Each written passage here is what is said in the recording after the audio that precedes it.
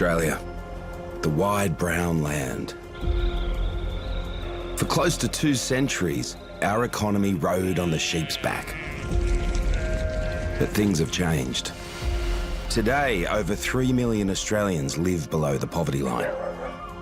And for those still trying to make a living in the country, the struggle's never been so real. In this series, we'll meet those who depend on the land. Water is the lifeblood of our farm. Battling a drought that could become the worst in 400 years. The last 2 years have been the most difficult. A very frightening time because you just don't know when droughts are going to end. And it's not just the farmers. Some regional towns are doing it tough too. I worry about my children's safety every day, every single day. We're going to get rocks thrown at us.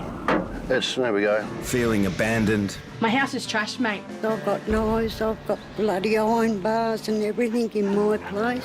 Some country Australians have had enough. The ball went in the window after it hit the mirror. Who the are you, mate? Go!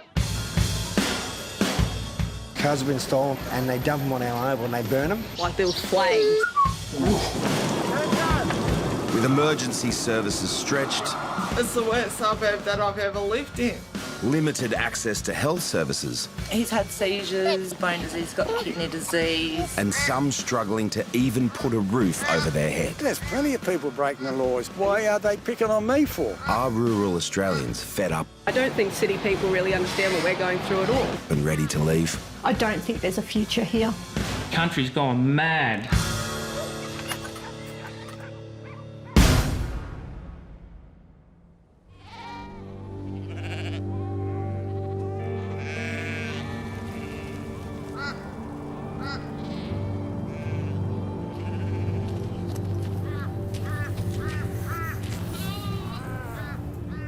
Little bloke didn't make it.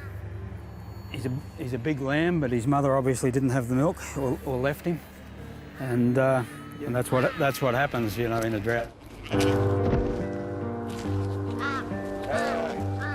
Farmers across Australia are bearing the brunt of a brutal drought and a changing economic landscape.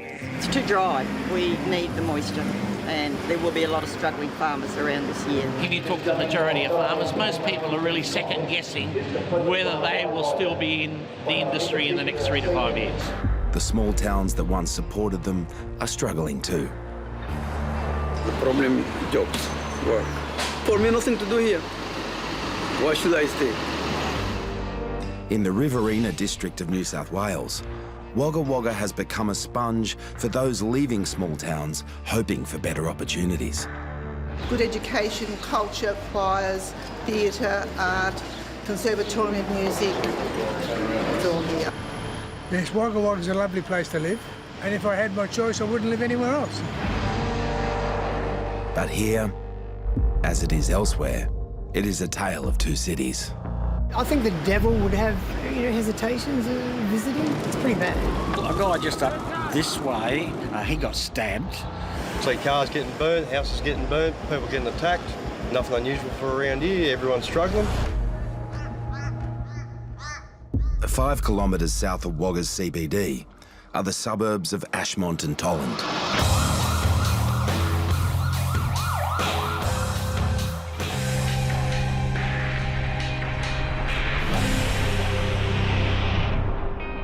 Proud Wagga resident and local business owner Wayne knows the streets where people are doing it toughest. Hey guys! See, beautiful people. There's a couple of burnt out houses. This is Marshall Street. They burnt this house out a little while ago. People have moved out. The Housing Commission haven't done anything about them. And they've just been trashed and then burnt.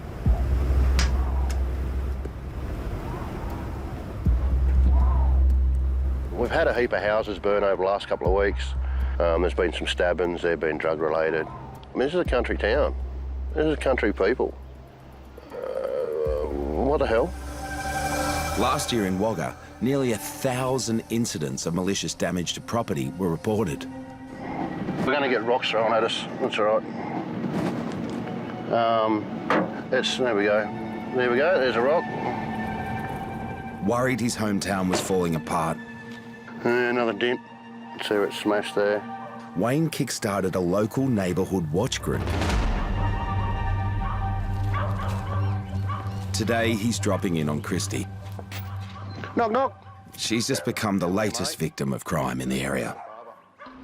Been at work all night, come home, and it was about 2 o'clock in the morning, and then probably about 10 minutes later, we've heard the car alarm go off, and then my daughter's come screaming from next door, your car's on fire. Can't open the boot. It's devastating.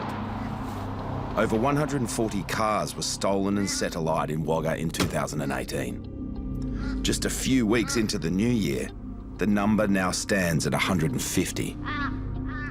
They're on drugs. Same thing, everyone around here, they're on drugs. Bought it, they couldn't steal it, so we'll demolish it. Someone's got something good we want, we can't have, we'll destroy it so they don't have it either. So, it makes me want to cry. Christy is a cleaner, working days and nights. Her partner has 2 jobs just so they can afford to pay their rent. But it means they're rarely at home. So keeping an eye on the place are 10 CCTV cameras. Right, here we go. And then the sensor light will go off, and then you can actually see them throwing something over the fence. And then 5 seconds later, you'll see it getting lit up behind, and the petrol bomb thrown over.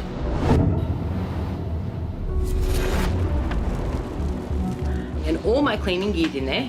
Oh, shit. That's just bloody heartbreaking. That's a couple of grand out of your pocket. They're battlers. They're doing it hard, and I feel sorry for them. It's very devastating.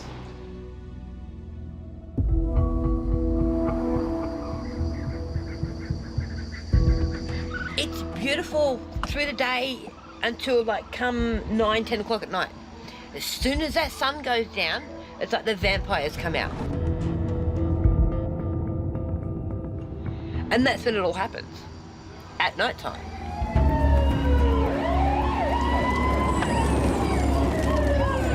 Five kilometres north of Tolland is Wilkes Park, where 72-year-old Bob has been squatting in his makeshift home.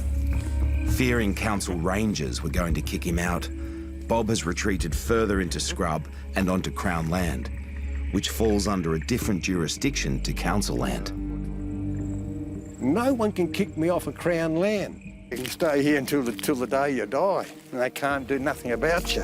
Whether he's right or not, tonight, like every night, he's doing his best to protect his home. Look, I've been here 9 months, and there's been so many druggies come through here, and some of them have been bad, and I mean real bad bastards. I have been threatened and maybe had a bit of shit thrown at me, but I take it like water on a duck's back to me. Over the past decade, the number of homeless older people has increased nationally by 49%. It is now 2:10, and I've been up since 1 o'clock, and I call this the graveyard shift. Recent eye surgery to remove cataracts has forced Bob off the road after 41 years on his push bike drifting from town to town. And when you've spent as long as Bob has living rough, you learn a few tricks of the trade to keep yourself safe. I have been dependent upon my own security. Now that means going to bed early and then getting up, say, 1 o'clock in the morning and staying awake until about 5 o'clock. That way then you are up and you are ready to go. If somebody comes and attacks me, I've got my shoes on, I've got my trousers on, I've got my long top on, so if it's cold out there, I can make a go for it.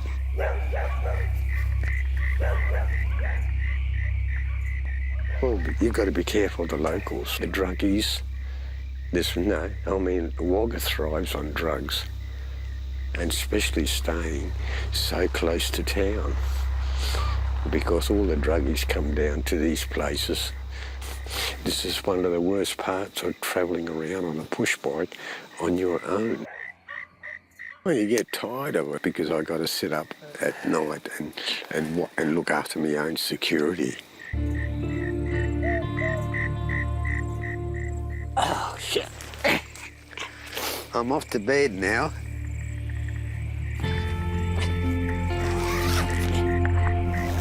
That's it.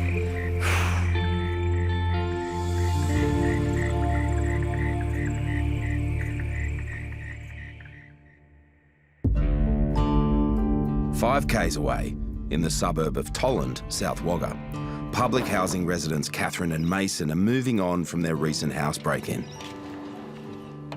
The biggest thing that made me decide, like, I cannot move is this is Susanna's home. As well as it being home for her daughter, Katherine's house operates like a drop-in centre for a tight-knit group of friends in need. What's Carly doing out here? Stop! Stop! I'm busy cleaning up. Spending time there today is 19-year-old Kalia I'm going to have a bong. and friend Ethan, who is partially blind. Have you ever seen Kalia cleaning before, Ethan? I haven't seen nothing for 2 years, you madman. Found a chips, though. Ethan, are you eating that? They're my chips.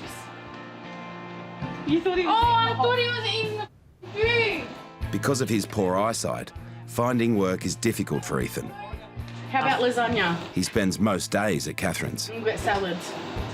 Yeah, Deep and fried the Caesar salad. Deep fried salad? Chips.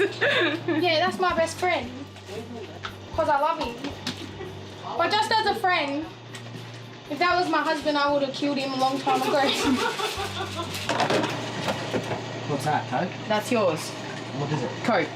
Are you sure? Yep. It's solo. No, it's not. It's Coke. It is solo. It's Coke! Ethan, I swear to you, Brady, right now, that is not solo. It is. I swear to you, God. that's not solo. I was telling you, That's this solo. one it was solo. Yeah, but that's not. It probably is. You gotta drink it now, you've opened it. With Susanna at Mason's mum's place for the day, everyone's in the mood to cut loose. There you weak dogs!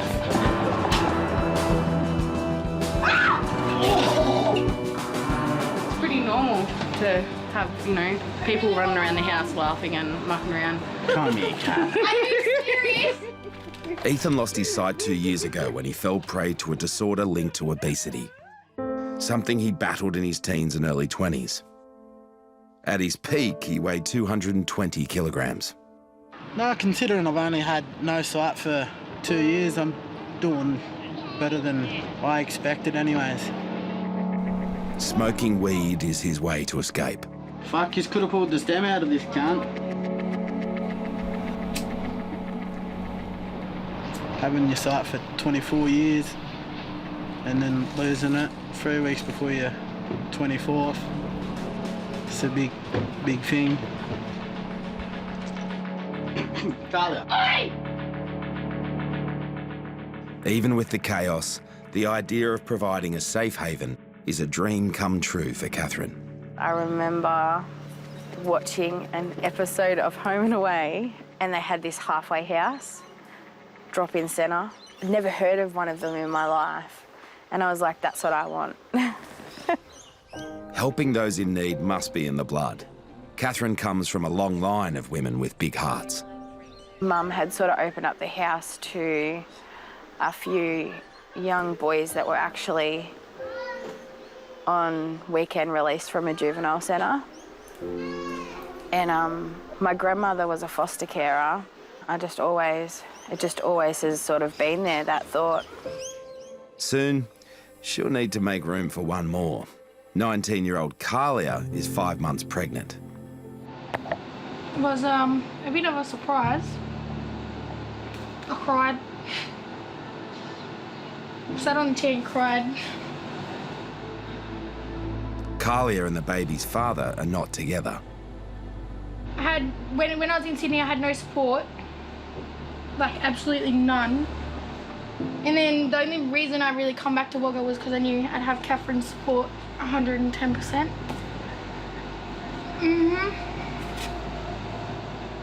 This baby's coming, whether I like it or not. That's very scary.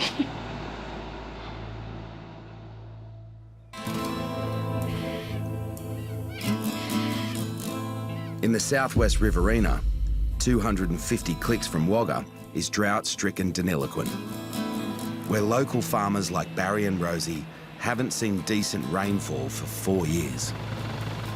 And when your family's been dairying for over 100 years, like Barry's, quitting the land would be like losing a limb. Could never live in town. It's just, I'd have to have a little bit of land around me. With only a few weeks of feed and water left, Barry and wife Rosie are staring down the barrel of having to sell their cows. Which is tough to stomach when you've been slogging it out as long as Barry. I've worked roughly 80 hours a week for over 30 years, and if you added those hours up, I would have worked more than the majority of people in their lifetime. Dairy farming probably is pretty stressful, you know, any time, but certainly when you've got drought, definitely more stressful. But this is basically man-made drought in many respects because of the management of the rivers. The Murray River Water Allocation Plan is a complex tapestry of waterways, gates and dams. Yeah, once a week we get this fax from Murray Irrigation, and you know, one of the things is they've got the number of gates open out to sea at the mouth, and you know, then today, this week, says 5 gates open. The water's just flowing out into the ocean and we've got zero allocation. Who is permitted to use the water and when is highly controversial. So we're absolutely struggling, but the government seems to think it's all right to just let the water go out in a drought. But without access to surface water, Barry has been forced to turn to an expensive alternative. So this is our deep bore, which has been our absolute saviour this year. With a zero allocation from Murray Irrigation with our channel water, that we've been able to buy in bore water off other farmers, and we've been able to sort of keep the cows reasonably fed up until this point.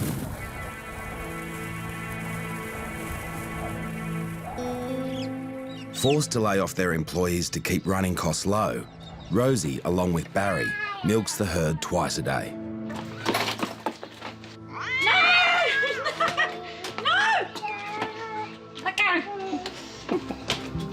At age 49, Rosie's also feeling the strain of having 2 little kids to look after.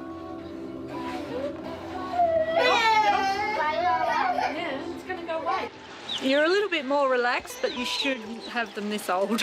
You're a bit more exhausted, and knowing what the teenage years are and what you've got to go through, I'm not really looking forward to that. Hanging over their heads also is Lincoln's long-term medical diagnosis. Since his accident on the farm a year ago when his body was wedged between metal bars in the dairy. A specialist appointment in Melbourne is scheduled for a few months' time. Oh no!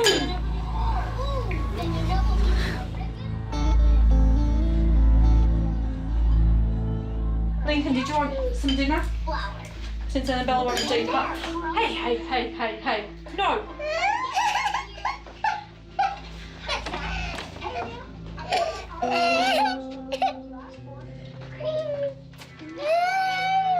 My good parenting help, haven't I? Just sits there.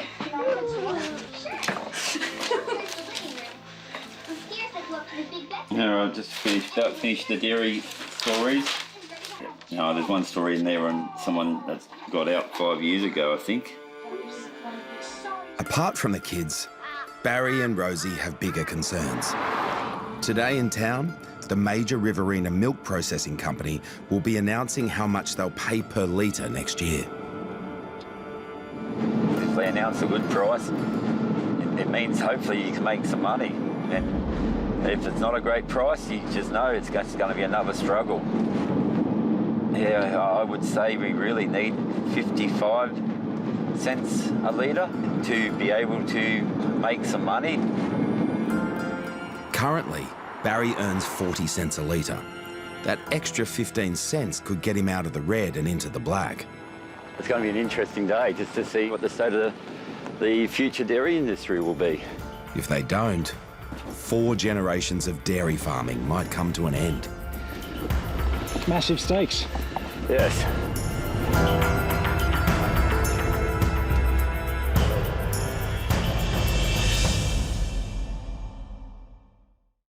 All right, you want to hold my hand?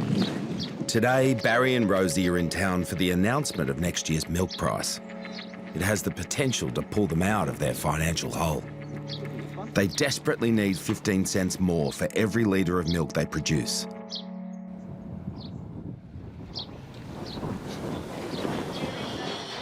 But the news isn't good.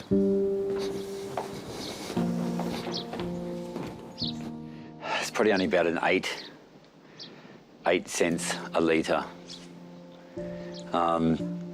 Yeah, improvement. It's certainly not as much as we would have liked. If it doesn't rain, the struggle will just be enormous to keep going. It's a massive blow. But they're not alone. In parts of southern Australia hit by drought, 1/4 of dairy farmers are thinking about quitting. For now, they're not only leaving shortchanged, they've still got 350 cows that need milking.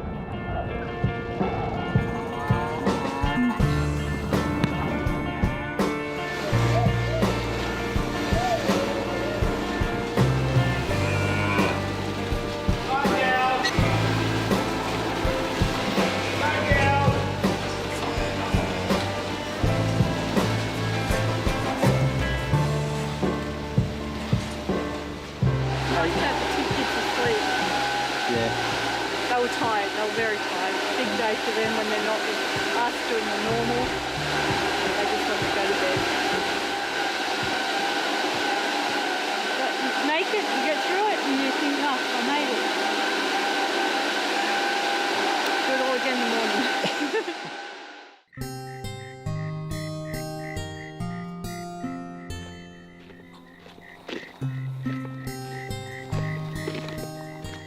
The workload has been probably the hardest. You can feel quite broken at times and quite like that you've given everything, but it's not quite enough. You need to give a bit more, and it has really taken some toll. And you're just amazed at your strength that you can actually do it sometimes. It would have been easier if I was 10 or 15 years younger. Lincoln would like me to play more with him, and I'm too buggered most of the time. Not Lincoln.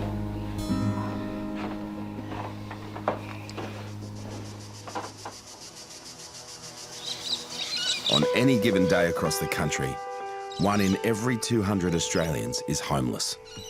I'm sorry, ladies and gentlemen, you just missed me in the nude having a bath. I'm sorry about that.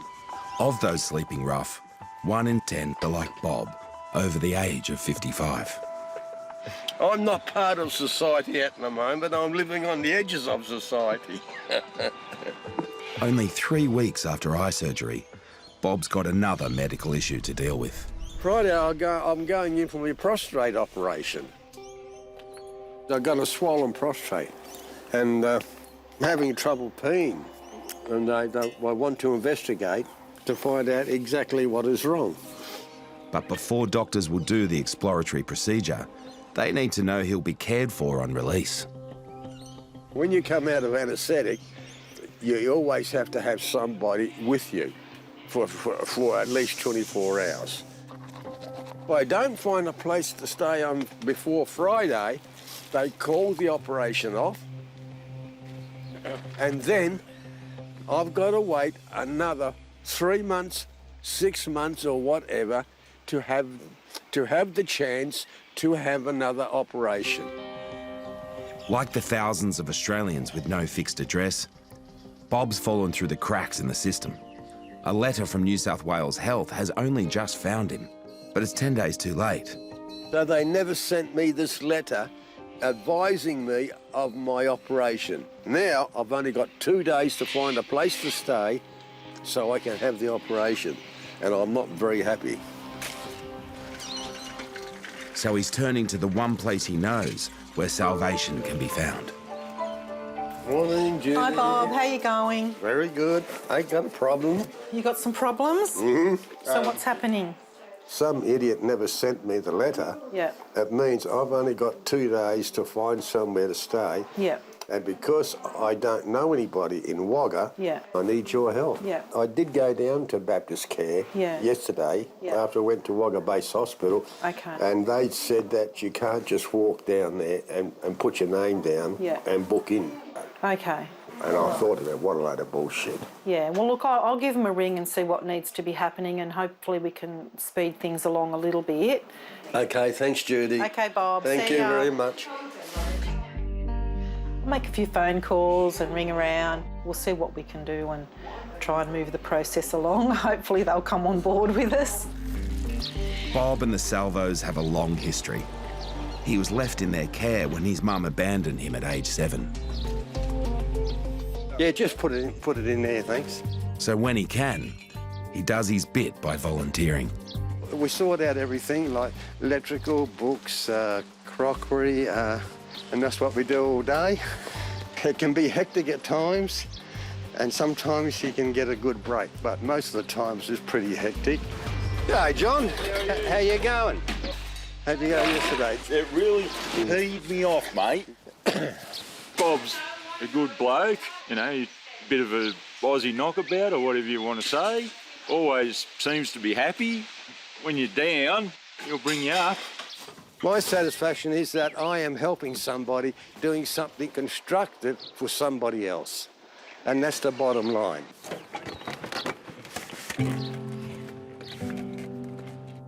For Judy, helping Bob find a safe place to sleep extends further than one night. She'd like to see him move into permanent housing. Tea's ready, Judy ready, ladies and gentlemen. When Bob's ready, we'll look at some accommodation that meets his needs. He's just got the stars above his head, and for so long now that's been his life. For him to transition into a home, I think he's going to find it very difficult. Bob needs to be comfortable where he's going to be. I did suggest he could put the tent up in the lounge room if he wasn't.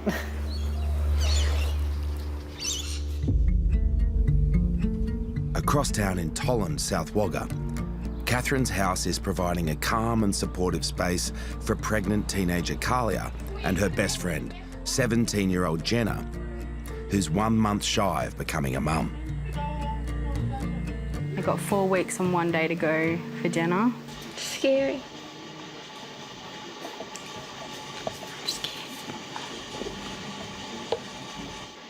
It's hard to think about sometimes. I cry sometimes when I think about it. And I'm going to be pushing and pushing. Teenage mothers do it tough. Nearly 30% have an income of less than $150 a week. And just under 50% have no income whatsoever. Which is why Katherine not only opens up her heart, but also her home. These girls are still young, you know, if they turn around and say, oh, I want to go to school or something like that, like I want to give them that opportunity to still have them options. Or, you know, if they are struggling, I want them to be able to say it's hard, like I see the good in them and that, and I want to help them, you know, another female there to encourage them. I love Katherine. Because she's cool. Because she's like our other mum. Someone loves me. She's cool.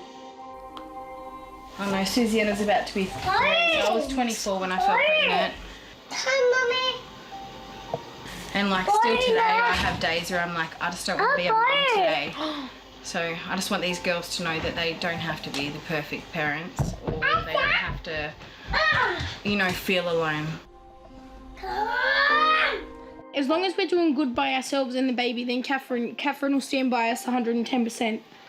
But if we show Katherine that we don't want her help and that we just want to go out and be gronks, then Katherine won't help us. 3, 4, 5. High five.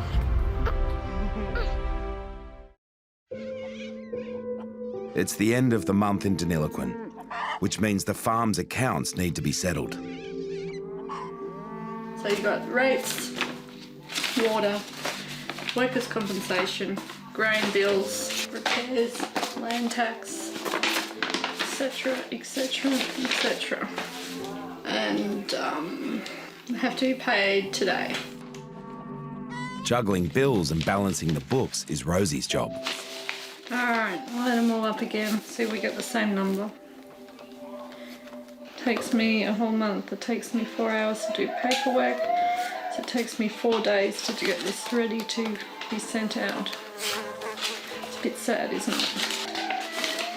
Oh, I should have done an equals too late. So what have I done wrong? 479. The job's made tougher when you live in the bush. We don't have any internet service here. And yes, you feel like you're a little bit backwards, but that's life.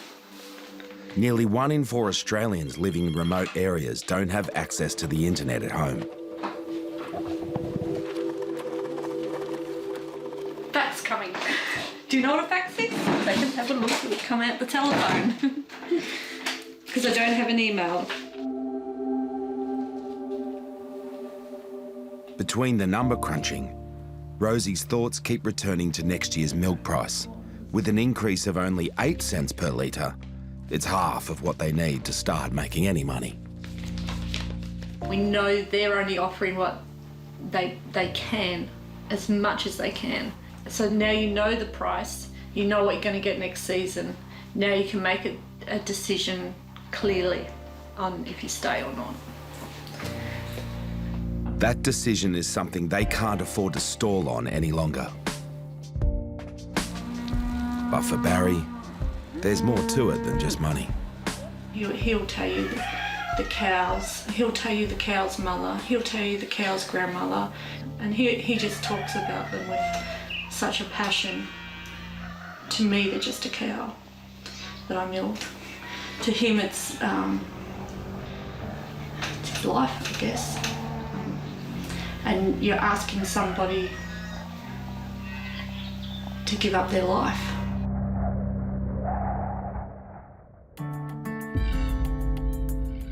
"250 kilometres away in North Wagga, and it's the morning of Bob's prostate procedure. I'm at that age in my life where I start to suffer all these old age complaints, and it makes no difference whether you're healthy or not. Some problems you can't avoid. At 72, Bob's not alone with prostate issues. 1 in 6 men develop prostate cancer before they turn 85. You start to wonder, am I really as healthy as I think I am when I'm going in for an operation? But what sets Bob apart is how he lives. As I get older, I'm going to lose my fitness, and one day something's going to bring me down.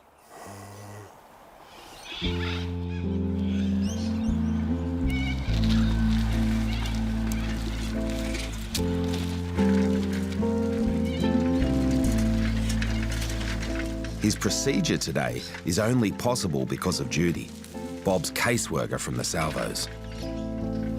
Good morning, everyone. She's managed to find him a free bed for the night to recover in. Hey, Judy. Hey, Bob. So how are you feeling, Bob? You a bit nervous? Yes, of course I am. You are? Because a healthy person like me going to hospital, it doesn't make sense, does it?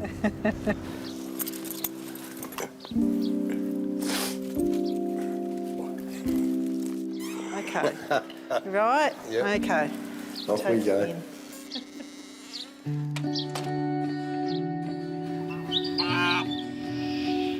A few hours later, the procedure is done.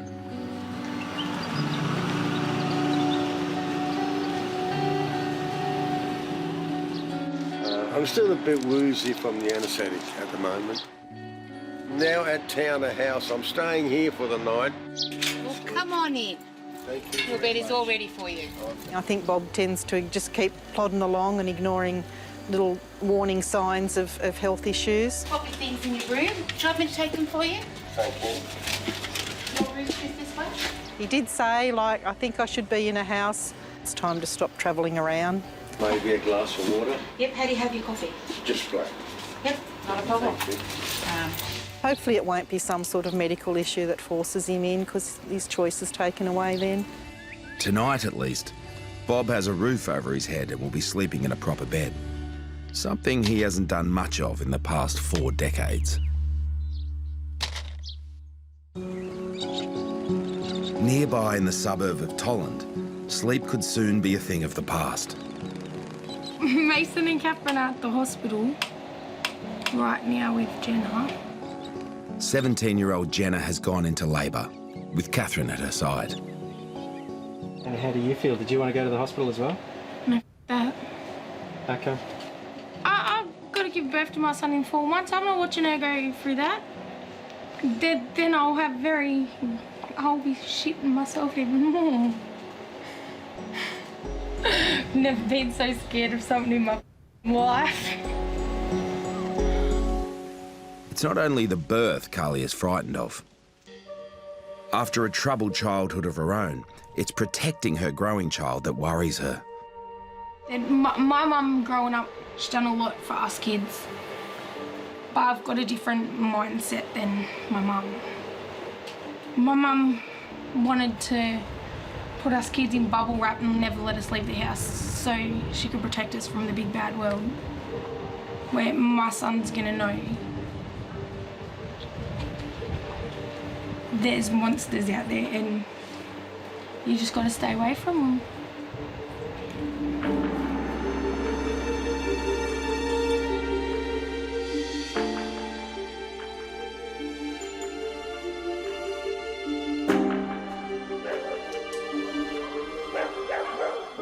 Up until she fell pregnant, Carlia was using the drug ice.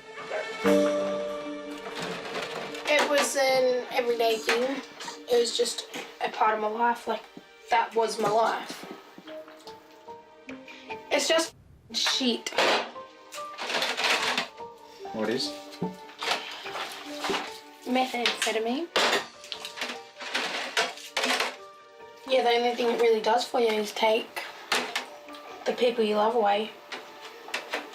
Actually, you do that by allowing a drug to control your life. But anyways.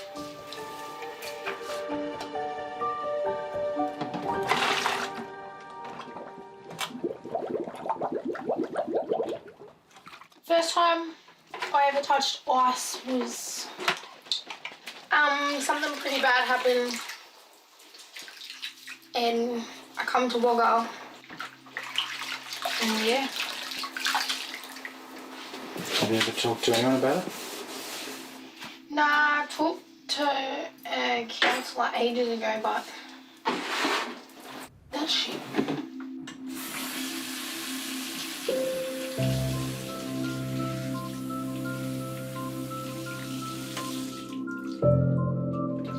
There's just some choices you have to make in life, and it was either drugs or a baby, and I chose my baby.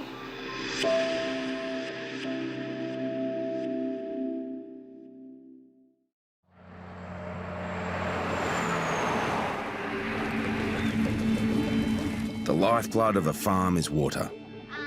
No water means no produce. In drought-ravaged Deniliquin, Barry and Rosie's survival relies on a bore they had installed on their property. But now, those prospects have suffered yet another blow.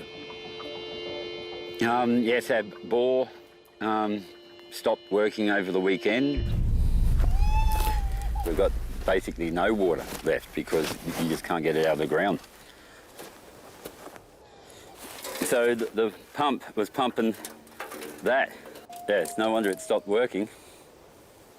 There was a collapse above where the pump was, and the hole's buggered. Before the bore broke down, Barry estimated they had enough water to last 55 days. So in a year like this where it's not raining at all, it probably couldn't happen at a worse time. So we've got no water to water the paddocks, so we'll be able to feed in 2 weeks. So from 55 days now, we've only got 14. It's a bit of a disaster. That's life.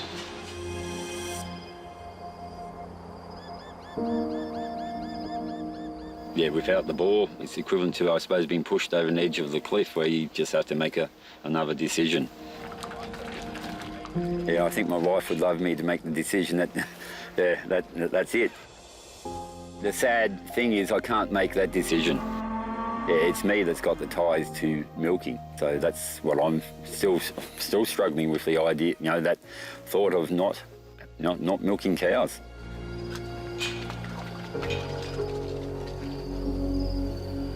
The bore water not only irrigated the property, the farmhouse relied on it as well for washing and cleaning.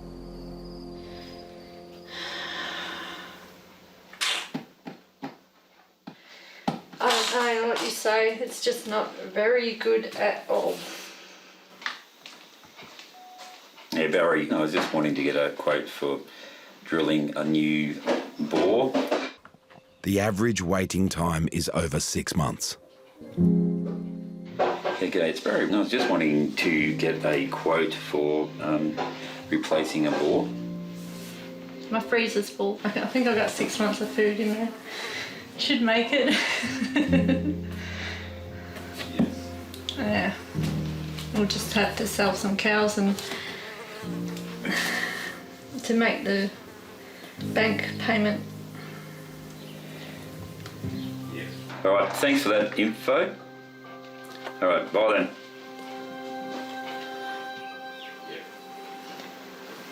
I need a job, I guess. All right, so this, lots of stuff. Yeah, don't marry a dairy farmer. The stress.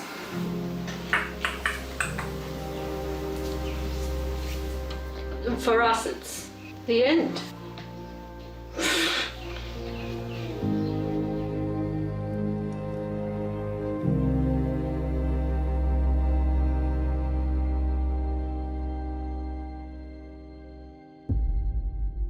It's the start of a new day and a new life in the suburb of Tolland. Guess who's home? 17-year-old Jenna is now a mum.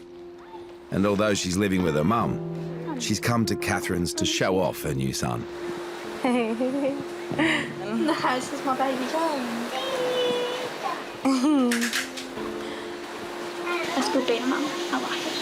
Just looking at his face, and I get to do the rest of my life with him. When he's unsettled, I struggle with it, and it drags me down.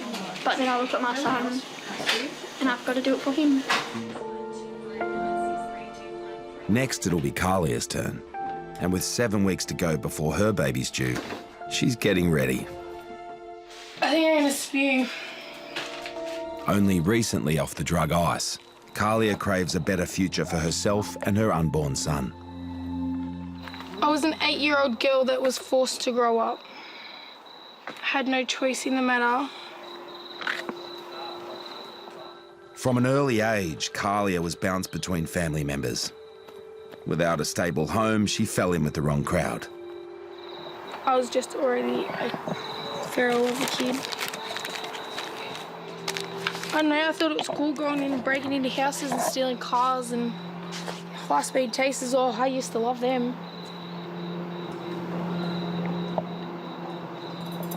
Imagine working your whole life to get something and then just to have some little 15-year-old gronk come and take it from you in a matter of seconds.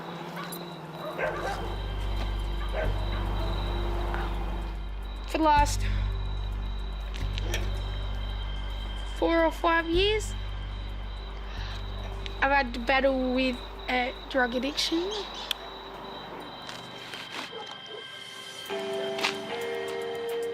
Becoming pregnant may well have saved her. This baby has come into Kalia's life at the perfect time. Like, did I think she was ready to be a mum or not? Did I like know how she would cope, nah. But over the last few months, just watching her with Susie and her, Don't cry, Baba. I just know, like, she's a mum now. Like, I just know it. It's okay, Baba. If I didn't grow up, my son would have no one. I hope he chooses the right lifestyle. My son's more important than any crack pipe any day of the week.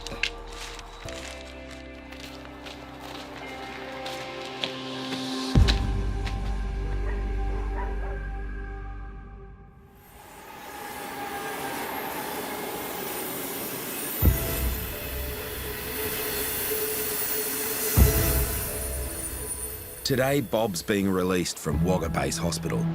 5 days ago, he rushed himself to emergency on his push bike when complications arose after his prostate examination. Apparently they thought it was an emergency because I was peeing a lot of blood. So they rushed around, fussed over me, did everything they could to try and help me. Doctors were able to stop the bleeding, but as the days progressed, Bob was unable to urinate on his own. So the decision was made to insert a catheter. I said, I got no option, have I? They said, you got no option, Bob. It's got to go, whether you want it or not. So I just said, okay, put it in. The catheter will need to stay in for at least 2 weeks.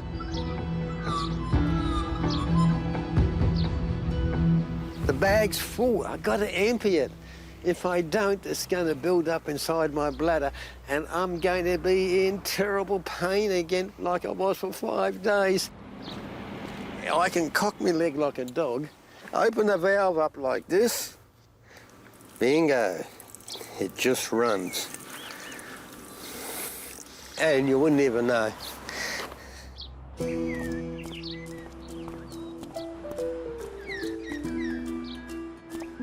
Decades of sleeping rough are finally catching up with Bob. But when it's all you've ever known, it can be hard to see a way out. I've never heard of anybody or seen anybody walk out of a hospital and 2 hours later jump on a push bike and ride away with a catheter stuck up his prick. This is going to be very, very interesting. It is. I am not about to let a catheter stop me from riding my push bike now. Oh, that does hurt a little bit. Unfortunately for Bob, the pain is too much. He simply can't face the 3-kilometre ride back to his tent. Yes, I don't know.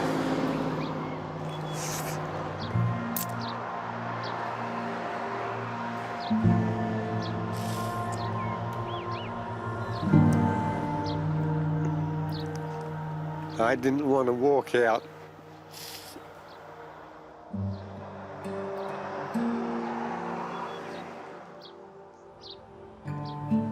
This fella here's the problem. It's been my best friend. It's got me everywhere from point A to point B. It's done over 100,000 Ks. And now I'm sitting on the corner of a street, just walked out of hospital and wondering whether or not I'll ever be able to ride again while I got this thing stuck in there. So I'm just sort of sitting here wondering.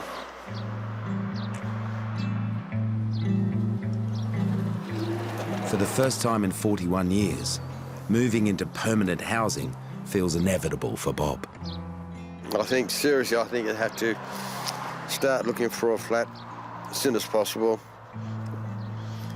because I don't know what problems I'm going to have down the track.